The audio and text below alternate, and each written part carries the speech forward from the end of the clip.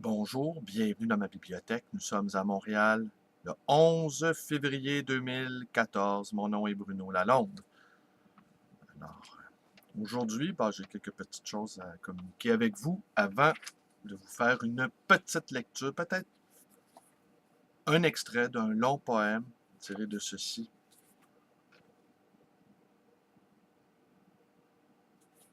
Autre fleur de gel de Camille Laverdière. Camille Laverdière, oui, et les illustrations sont de Nicole Carrette. Camille Laverdière, qui est géographe. Je vais vous en parler après. D'abord, un petit mot. Aujourd'hui, 11 février, à 17 heures, a lieu le lancement du livre de Martin Lemay, L'Union fatale, publié aux éditions Accent Grave. Et le lancement aura lieu au restaurant Chez le Portugais, 41-28, boulevard Saint-Laurent. Et quelle est la ligne directrice de cet ouvrage de Martin Lemay, qui a été un ancien député péquiste dans la circonscription de Ville-Marie, mon député. J'ai déjà voté pour lui. Et ce que nous dit Martin Lemay, c'est que le Parti québécois a été trop collé sur une certaine gauche. C'est discutable, à mon avis. Mais à la base, ce qu'il faut se rappeler, c'est que le Parti québécois, à sa fondation, était une coalition arc-en-ciel. On pouvait trouver en son sein des marxistes-léninistes et des gens qui allaient à la messe le dimanche. Alors, c'était vraiment les deux pôles. Et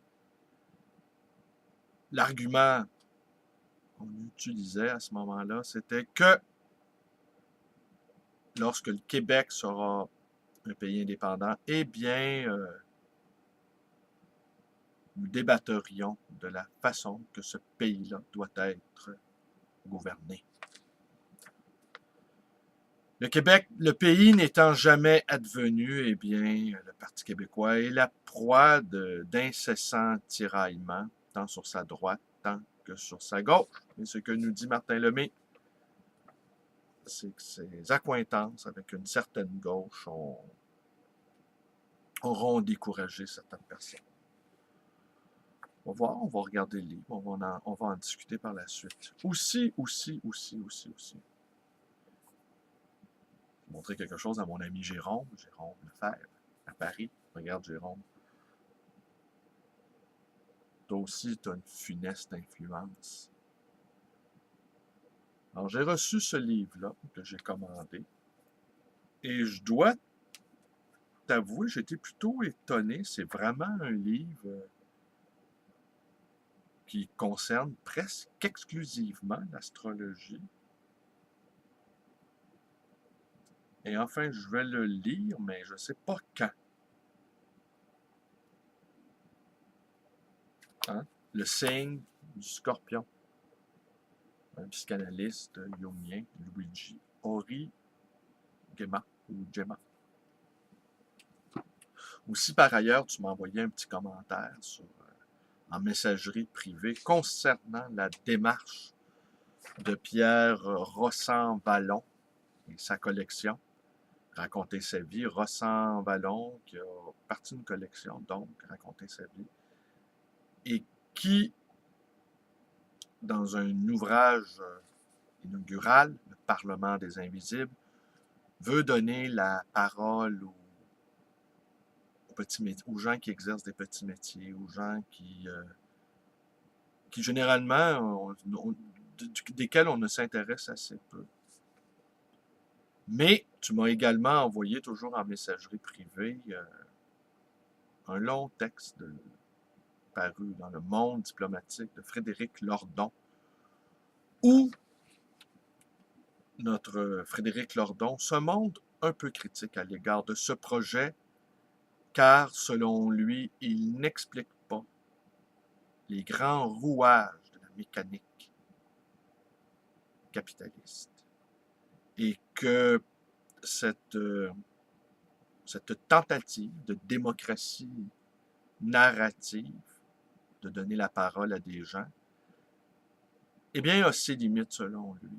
Il avait également assez écorché Jean-Claude Michéa dans un autre article, Impasse Michéa, où il s'en prenait aussi au fait que, selon lui, Jean-Claude Michéa idéalisait les classes populaires, qu'il était dans une sorte de fantasme.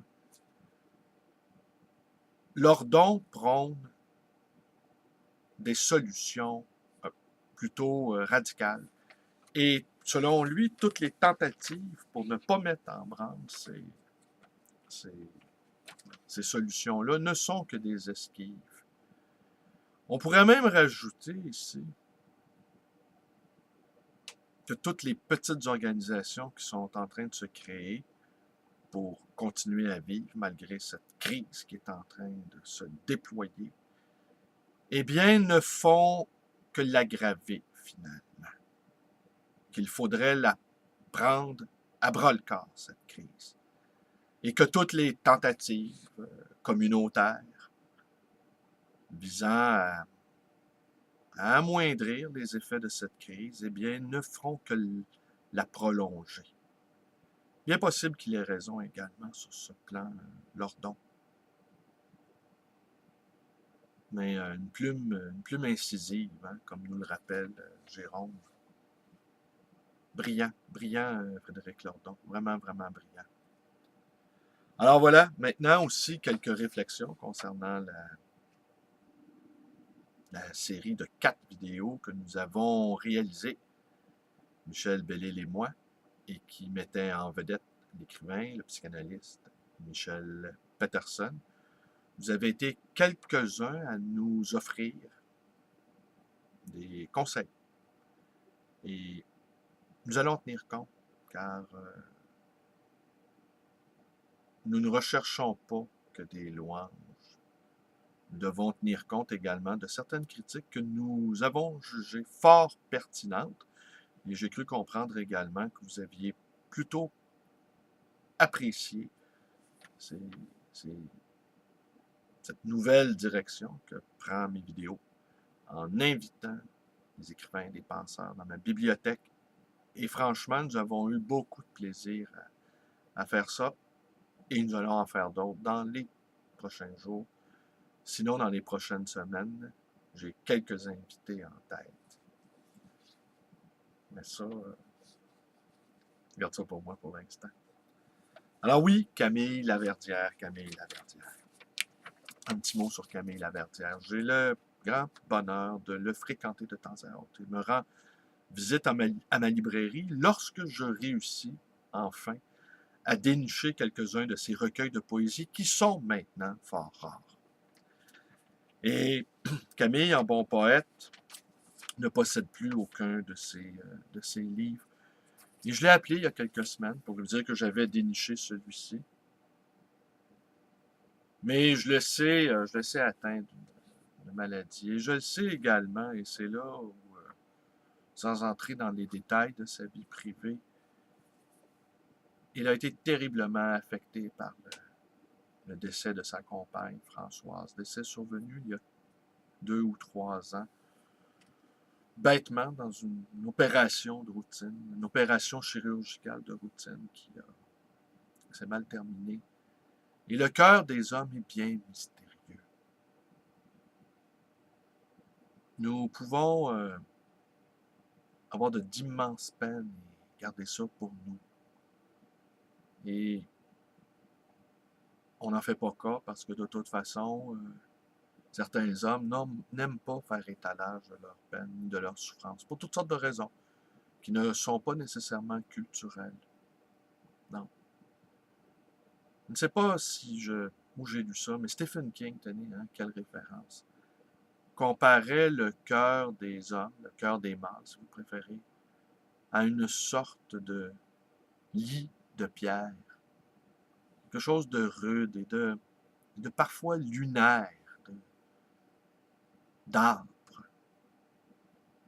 et de une sorte de souffrance qui emporte tout, une sorte de désert, de peine, une longue, longue peine à purger. Tandis qu'il m'apparaît que beaucoup de femmes sont davantage du côté de la vie, peuvent se projeter dans un futur qu'elles veulent, qu'elles désirent, qu'elles souhaitent, beau. Tandis que certains d'entre nous, mâles, nous traversons la vie comme une sorte d'épreuve.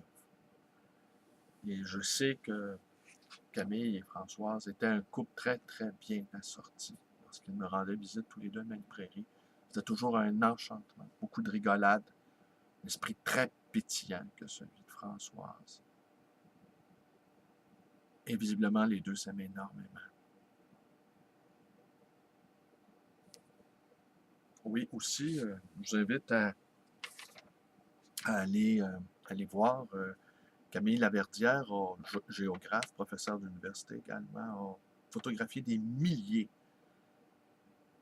de paysages paysages du Nouveau-Québec que l'on peut retrouver sur le site de les bibliothèques de l'Université de Montréal. Et ces paysages-là sont également légendés, c'est-à-dire il les commente, il nous les décrit dans une langue scientifique, soit, mais qui est pleine de poésie également. Alors, paysage du Nouveau-Québec de 1974 à 1984, des milliers de photos colligées que l'on peut retrouver sur le site des bibliothèques de l'Université de Montréal. Alors, je vous lis, je vais vous lire un extrait seulement.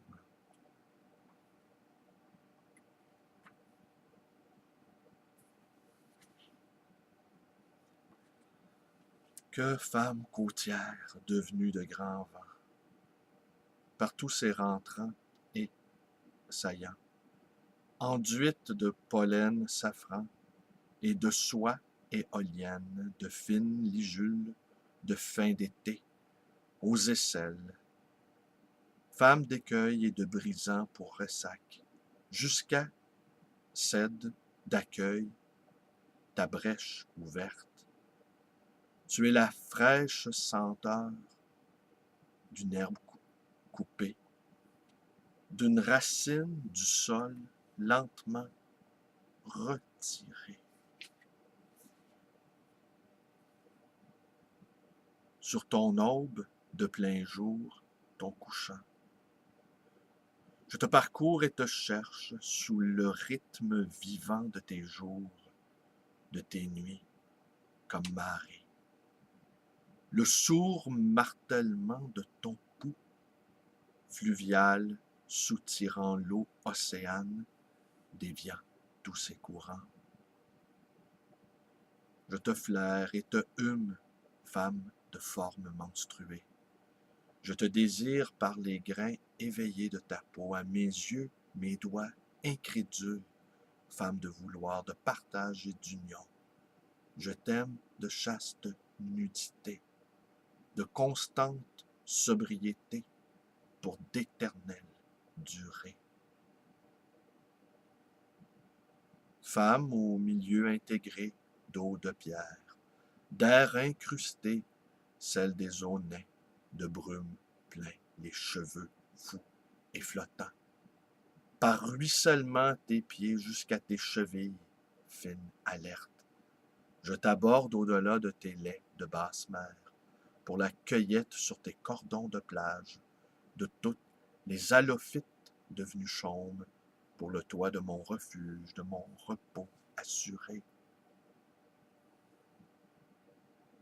Par fraîcheur de nuit, limon encore tiède de jour, sous la lune gravide à roche éteinte et les murmures de mer à portée de voix, d'une mer à pulsation insatiable, à bris de vagues dans la noirceur figée, que je t'allonge en transe sur tendre loam, que ton corps me harcèle pour m'y assouvir, qu'il s'ouvre aux morsures de pur délice, que je t'assaille pour engendrer fleurs et nefs, laminaires, ombrelles, légères méduses à dentelle.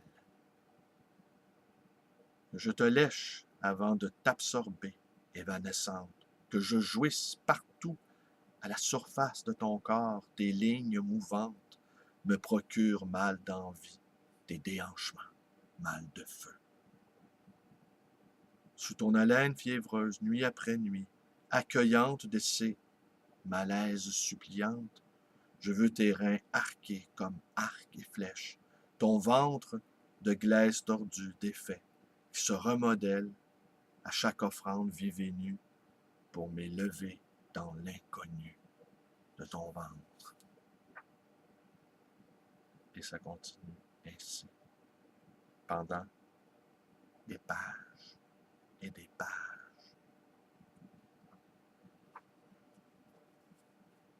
Un homme qui aime vraiment les femmes, c'est pas si fréquent que cela. Et je puis vous assurer que je reconnais tout de suite ces hommes-là. Tout de suite, tout de suite, tout de suite. Ils n'ont qu'à ouvrir la bouche et je sais à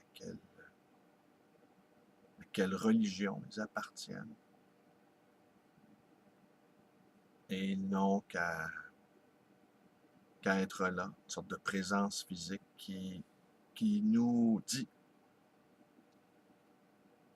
toute cette quête effrénée, cette faim insatiable qu'ils ont pour les femmes. On se reconnaît entre nous comme appartenant à une sorte de petite tribu, invisible et malheureusement trop rare. Hélas. Je vous remercie d'être avec moi. Portez-vous bien. Vous connaissez la suite, toutes les suites. Et voilà, c'est tout. Merci et à demain pour de nouvelles aventures microscopiques.